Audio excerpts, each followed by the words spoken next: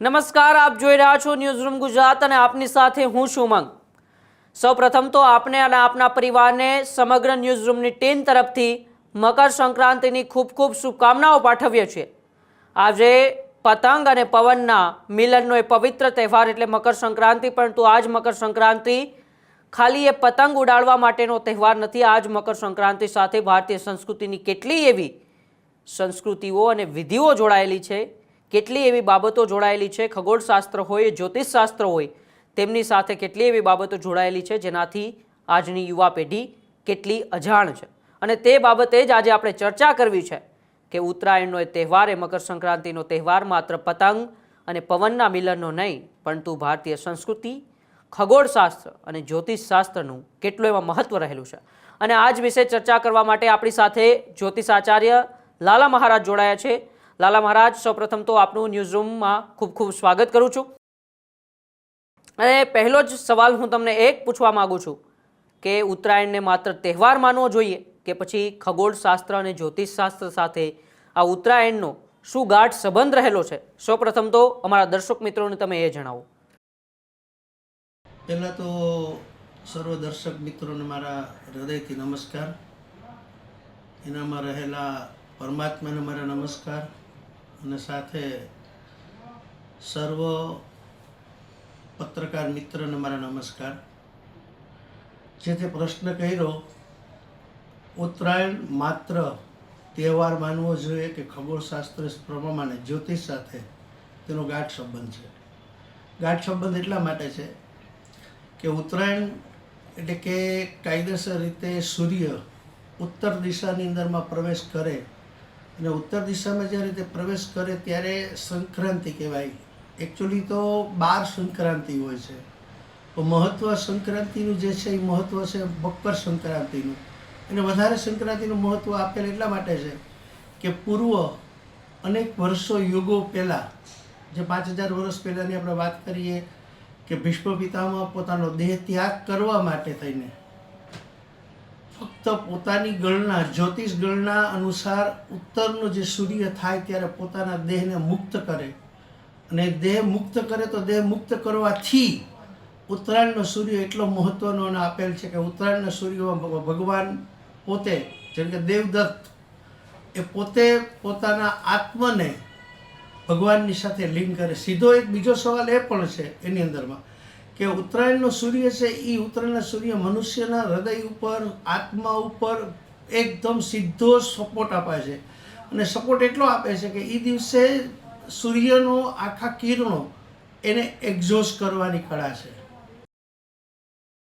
મહારાજ, સૂર્ય જ્યારે ઉત્તર દિશાની અંદર પ્રવેશ કરે છે મકર સંક્રાંતિની અંદર, ત્યારે માનવ જીવન, મન અને સ્વભાવ પર કઈ પ્રકારની અસર પડે છે? કારણ કે એ ઉત્તરાયણના દિવસે જ્યારે સૂર્ય પોતાની સ્થિતિ ફેરવતો હોય છે ત્યારે લોકોના માનવ જીવન ઉપર, મન ઉપર અને સ્વભાવ ઉપર કઈ રીતના અસર પડે છે? કારણ કે સૂર્ય છે એ સીધો આ માનવ જીવનથી જોડાયેલો હોય છે, તો તેની અસર કઈ રીતે પડે છે?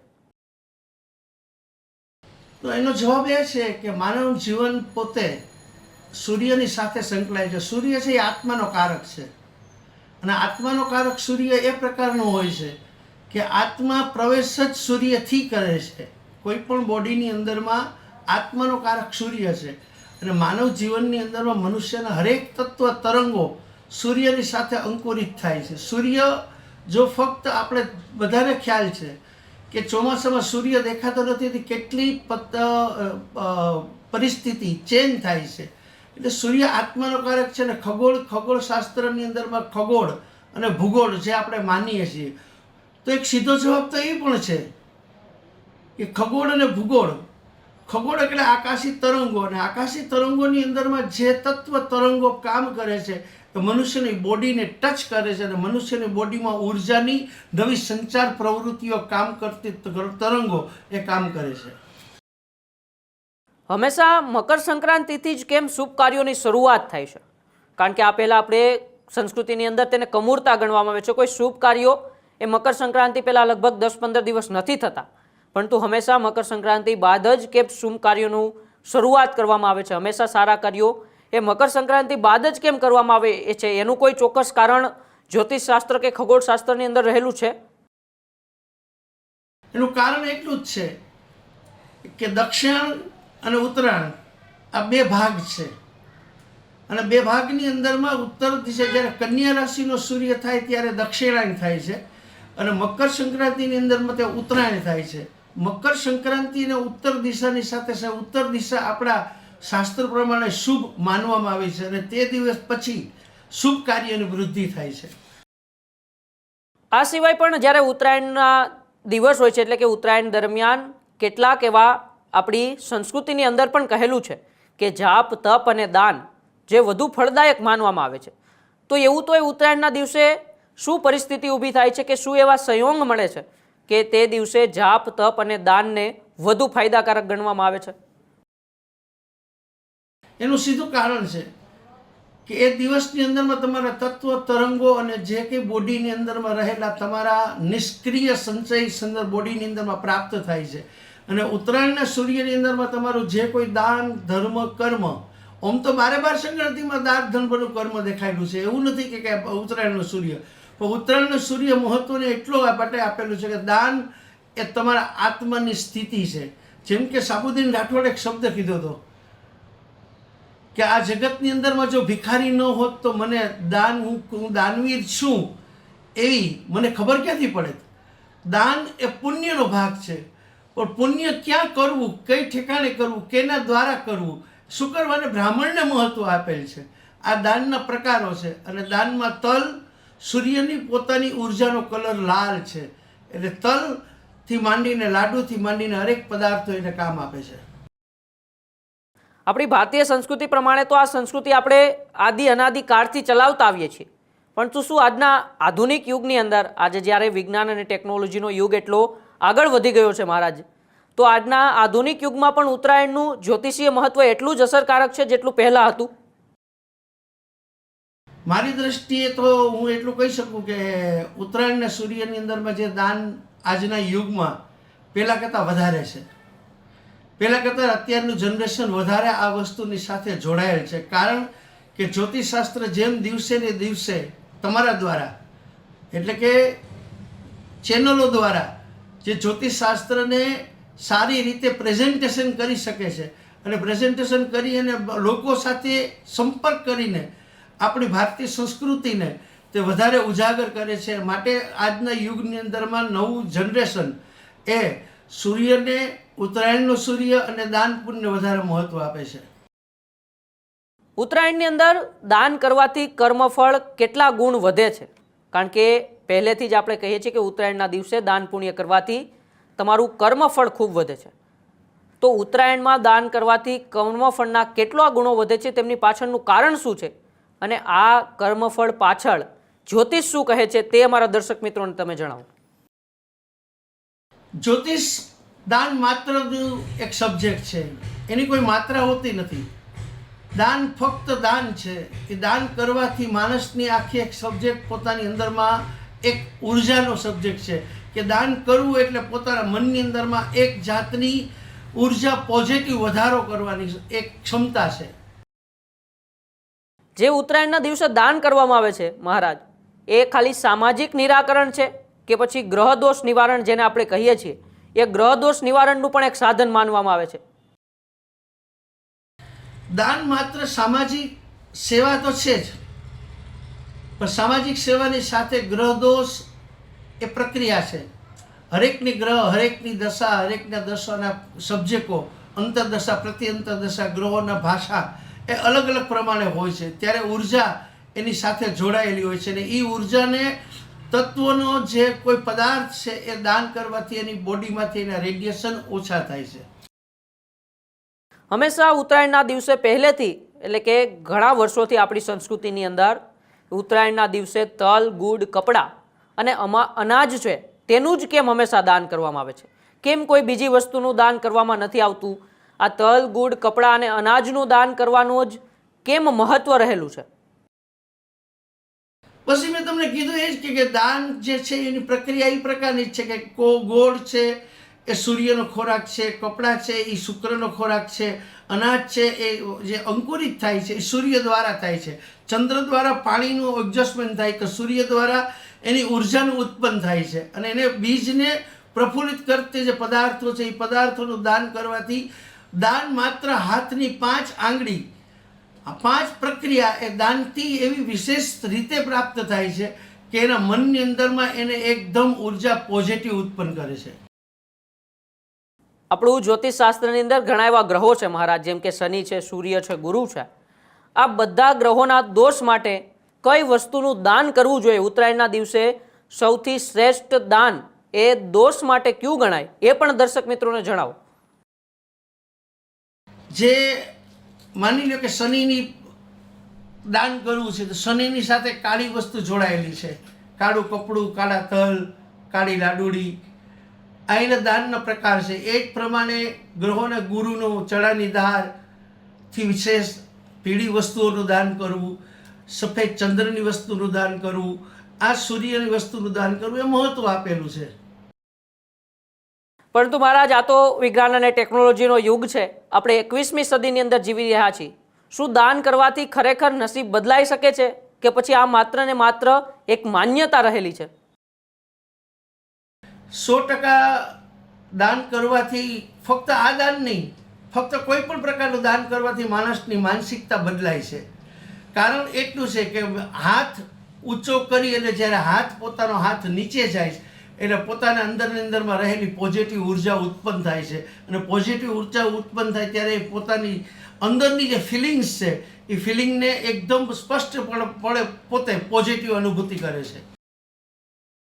મહારાજ, દાન કરવાથી તમારી જે પાત્રતા છે, તમારું જે સમય છે અને તમારી જે ભાવના છે, કારણ કે દાન કરવામાં ખાલી વસ્તુ જ એ મેટર નથી કરતી. દાન કરતી સમયે તમારું પાત્ર પણ ખૂબ જ મહત્વનું હોય છે, તમારો સમય પણ મહત્વનો હોય છે અને તમારી અંદર રહેલી ભાવના પણ મહત્વની હોય છે. તો આ ભાવના, પાત્ર અને સમયનું કેટલું મહત્વ એ દાન પુણ્યમાં રહેલું છે? દાન સમયે ભાવના તો મહત્વની છે જ, પણ દાન કઈ પ્રકારે કરવું છે અને દાન કર્યા પછી વ્યક્તિ પોતે કઈ પ્રકારનું દાન કરે છે ને કેના દ્વારા કરે. શું કરવાના એક જ વસ્તુ આપેલી છે કે ખાલી બ્રાહ્મણનો કોઈ ઠેકો નથી, પરંતુ તમે કોઈ પણ એવા તત્વને દાન દો કે જે દાન કરવાથી એની ઉર્જા તમારી ઉર્જાની સાથે સમન્વય થઈને તમને હેપીનેસ આપે. હંમેશા લોકોને એક ગ્રંથિ છે કે દાન કર્યા પછી તરત જ ફળ મળે તો લોકોમાં ખુશી હોય છે, પરંતુ દાન કર્યા પછી જો ફળ ન મળે તો લોકોમાં કેમ નિરાશા આવી જાય છે? આ વિશે જ્યોતિષ શું કહેવા માગે છે કે દાન તમે કરો છો છતાં તમને એનું કર્મફળ નથી મળતું, તો પછી તમારે નિરાશ થવાની જરૂર છે કે નહીં? આ સમગ્ર બાબતે જ્યોતિષ શું કહે છે મહારાજ? જ્યોતિષ તો સમજાવે છે, પણ જ્યોતિષની સાથે ગીતાજી પણ સમજાવે છે. જ્યોતિષની સાથે ગીતાજી પણ સમજાવે છે. જ્યોતિષ દાન કરવાથી તાત્કાલિક ફળ કોઈ પણ વસ્તુનું મળતું નથી. એનું કારણ એટલું જ છે કે કહે છે કે ભગવાન કૃષ્ણે કીધું કે કર્મણી એવા અધિકાર હસ્તે મા ફલેશું કદાચન. કારણ એટલું જ કે કર્મ કરવું તારું ફરજ છે, ફળ આપવું એ મારી ફરજ છે, અને ફળ ઈશ્વર આપે છે. ફળ તમને કોઈ મનુષ્ય નથી આપતું. આજે તમે પડી ગયા ને કાલ તમને કોઈક ઉપાડવા આવે તો એ વસ્તુ કેવી મહત્વની છે, કારણ કે તમે કોઈકની મદદ કરી હશે તો તમારી કોઈક મદદ કરશે. મેં પહેલાં પણ કીધું કે આજનો સમય એ ડિજિટલ યુગનો સમય છે. તો આજના સમયમાં કદાચ આ દાન છે એ કેશ, ડિજિટલ અથવા સેવા પણ ગણાય. આ બાબતે જ્યોતિષ અને ખગોળશાસ્ત્ર શું કહી રહ્યું છે કે જી હા, 21મી સદીમાં આપણે જીવી રહ્યા છીએ તો આ દાનને આપણે કેશ, ડિજિટલ અથવા સેવા પણ ગણી શકીએ? મારી દ્રષ્ટિએ તો આજનો યુગની અંદરમાં હું એટલું તમને ચોક્કસ કહી શકું કે જો ડિજિટલ ઇન્ડિયા, ડિજિટલ વર્લ્ડ આપણી સાથે જોડાયેલ છે તો એનાથી લોકોની અંદરમાં જાગૃતતા વધી છે કે લોકો એની અંદરમાં પોતાના મા બાપ, પોતાના પૂર્વજો, પોતાના વડીલો, એની સાથે સંસ્કારની સાથે ડિજિટલ મીડિયાએ જે ખાસ કરીને હું તો તમારા લોકોનો આભાર માનું, ખાસ કરીને મીડિયા લોકોએ જે લોકોના ઘરની અંદરમાં બહાર જે કોઈ ઉર્જા છે એને સંપન્ન કરવાની ક્ષમતા એ લોકોએ પ્રાપ્ત કરાવી છે. એટલે ડિજિટલ યુગની અંદરમાં તો અત્યારે મહત્ત્વનો ભાગ હું તો એ જ કહું છું કે જ્યોતિષશાસ્ત્રને જે કોમ્પ્યુટરની અંદરમાં જ્યોતિષશાસ્ત્રને જે વણાવી લીધું છે એટલું સહેલું કરી લીધું ડિજિટલે કે જેથી કરીને એક એક વ્યક્તિ એનો પોતે દાન શું કરે છે એનું મહત્ત્વ સમજાય છે. લોકોના મનમાં હંમેશા સવાલ હોય છે કે ગરીબને દાન કરવું વધુ ફળદાયી છે કે પછી મંદિરમાં દાન કરવું? જ્યોતિષ શાસ્ત્ર અને તમારો આટલા વર્ષનો અનુભવ મહારાજ આ બાબતે શું કહી રહ્યો છે કે ગરીબને દાન કરવું એ વધુ ફળદાયક છે કે એક મંદિરની અંદર દાન કરવું એ વધુ ફળદાયક છે? તમારી ક્ષમતા મુજબ દાન કરો, પણ મહત્વ શાસ્ત્રનું એ છે કે બ્રાહ્મણને દાન દેવું. બ્રાહ્મણ માત્ર તત્વથી નથી, બ્રાહ્મણ પાત્ર છે, અને બ્રાહ્મણ પાત્રને દાન દીધા પછી તમારી ક્ષમતા વધારે હોય તો ક્ષમતા વધારે હોય તો મંદિરમાં પણ દાન આપી શકાય, ગરીબ માણસોને પણ દાન આપી શકાય. અને એનું મહત્વ એટલા માટે છે કે દાન માત્ર યોગ્ય પાત્રને દેવું. છેલ્લો સવાલ મારે તમને કરવો છે કે આજની જે યુવા પેઢી છે, મેં પહેલાં પણ વાત કરી કે મકર સંક્રાંતિને માત્ર એ પતંગ અને પવનના મિલનનો તહેવાર માને છે, એટલે કે પતંગોત્સવ માને છે. તમે આ તહેવારનું આધ્યાત્મિક મહત્વ આજના યુવાનોને, એટલે કે આજની જેને આપણે જેનજી કહીએ છીએ, જે સોશિયલ મીડિયાથી ઘેરાયેલી યુવા પેઢી છે, તમે એક જ્યોતિષ શાસ્ત્ર તરીકે આટલા વર્ષના અનુભવથી આજના આ યુવા પેઢીને આધ્યાત્મિક સંદેશ ઉત્તરાયણનો શું આપશો? આધ્યાત્મિક મહત્વ તો પતંગ એટલે એક વસ્તુ એવી છે, પતંગ કે પવનની સાથે તેનો તાલમેળ છે. યુગ યુગાંતરથી પવનની સાથે જોડાયેલી એની એક પ્રક્રિયા છે કે એ દિવસે એક વર્તારો બહાર પડતો અગાઉના જમાનામાં કે પવન કઈ દિશાની અંદરમાં છે તો ક્યારે કઈ વસ્તુ થશે એનો વર્ષ દિવસનો વર્તારો ખેંચી લેતા. આજો આપનો સમય છે, આજથી 900 વર્ષ પહેલાં સૈનિકોને આ રીતે કયા પ્રદેશની અંદરમાં દોરીથી મોકલવાનો હતો. અને પહેલી પતંગ લુગડાની બની હતી, અને લુગડાની પતંગ બની હતી, દેશનું નામ યાદ નથી મને અત્યારે, પરંતુ એ પતંગ દ્વારા કઈ ઠેકાણે પોતાનો સંદેશો મોકલવો એ પતંગ દ્વારા પ્રાપ્ત થતો. કે ભાઈ સર્વ ધર્મપ્રેમી જનતા, સર્વ ધર્મપ્રેમી માણસો અને સર્વ ધર્મપ્રેમી લોકો જો મકર સંક્રાંતિના પર્વને ખૂબ જ ધામધૂમથી ઉજવે. અને મને તો એક વસ્તુની પહેલાં ખબર હતી પણ હું તમને કહેતો નહોતો કે અગાસીની અંદરમાં કે છાપરે જે કોઈ પતંગ ઉડાડે ને એ પતંગની જે ઉર્જા છે એ ઉર્જા પતંગની નહીં પણ સૂર્યની ઉર્જાને એક્ઝોસ્ટ કરવાની એક કળા હતી. અને એ કળાની અંદરમાં ફક્ત હું એક જ વસ્તુ કહી શકું કે આજના યુગની અંદરમાં જ્યોતિષ એ ફક્ત કોઈનો ઇજારો નથી, કે નથી બ્રાહ્મણનો ઇજારો કે નથી કોઈ વ્યક્તિનો. જેના આગળ તત્વ તરંગો અને તત્વ હોય છે, કે જેની ભાષા એના આગળ હોય છે, એ વ્યક્તિ જ્યોતિષી જ છે. માની લો કે જ્યોતિષ એક ઋષિઓનું કારણ નથી, ઋષિએ આપેલી પ્રેરણા અમારામાં છે ને એ પ્રેરણા અમે વાંચીને રીડિંગ કરીએ છીએ. બાકી હકીકતની અંદરમાં વસ્તુ એવી છે કે દાન કરવું અને કર્મ કરવું, દાન કરવું અને કર્મ કરવું, કર્મ તમે પોઝિટિવ કરો એ જ મહત્વનું છે. ખૂબ ખૂબ આભાર જ્યોતિષાચાર્ય લાલા મહારાજ અમારી સાથે જોડાવા બદલ. તો આ હતું સમગ્ર ઉત્તરાયણના એ દિવસનું મહત્વ, કે ઉત્તરાયણના દિવસે કેવી રીતે જ્યોતિષ શાસ્ત્ર અને ખગોળશાસ્ત્ર જોડાયેલું છે, ઉત્તરાયણના દિવસમાં કયા પ્રકારનું દાન કરવું જોઈએ અને દાનનું ફળ તમને શું મળે છે. અને સાથે સાથે આપણી સાથે જોડાયેલા જ્યોતિષાચાર્યએ આજના યુવાનોને ઉત્તરાયણનું ભારતીય સંસ્કૃતિની અંદર આધ્યાત્મિક શું મહત્વ રહેલું છે તે પણ સમજાવ્યું છે. આજનો દિવસ આપનો ઉમંગ અને ઉત્સાહથી ભરેલો રહે. આપના અને આપના પરિવારનો હંમેશા તમે ખ્યાલ રાખજો. બાકી જોતા રહો ન્યૂઝરૂમ ગુજરાત, ગુજરાતનો ગર્જનાદ. નમસ્કાર.